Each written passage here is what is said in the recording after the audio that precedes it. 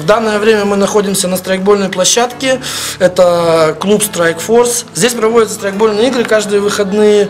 Наш клуб открылся буквально недавно. Сегодня, можно сказать, открытие нашего клуба, нашей площадки. Мы только вот впервые испытываем нашу площадку, но планируем развиваться. У нас имеется большой полигон на этой же территории, то есть летом будут действовать игры на полигоне.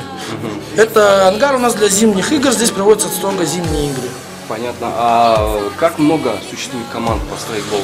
Так, ну в настоящее время в городе Якутске примерно около 14 страйкбольных команд, которые формируют различные подразделения российской армии, американской армии и прочих подразделений, спецподразделений там и прочее.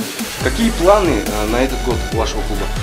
Ну, на этот год можно сказать, что мы все планы свои, которые планировали, выполнили. Мы открыли зимнюю площадку. В данное время развиваем зимнюю площадку и подготавливаемся к обустройству летней площадки для игр. А кто может заниматься страйкболом?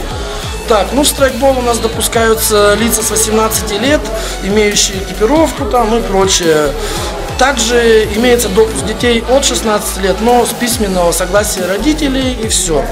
В настоящее время я вот нахожусь в разгрузочном костюме, энцефалитка называется. Это не относится ни к подразделению никакой армии, то есть моя команда является армией наемников, но есть различные множество костюмов, то есть мы занимаемся также заказом одежды, мы привода предоставляем, у нас имеется арендная площадка, также при клубе у нас имеется свой магазин, то есть любой желающий может прийти в любое время в магазин, выбрать все, что ему нравится и приехать здесь на площадке это испытать. Игра основывается на честности, то есть одно попадание, ты убит.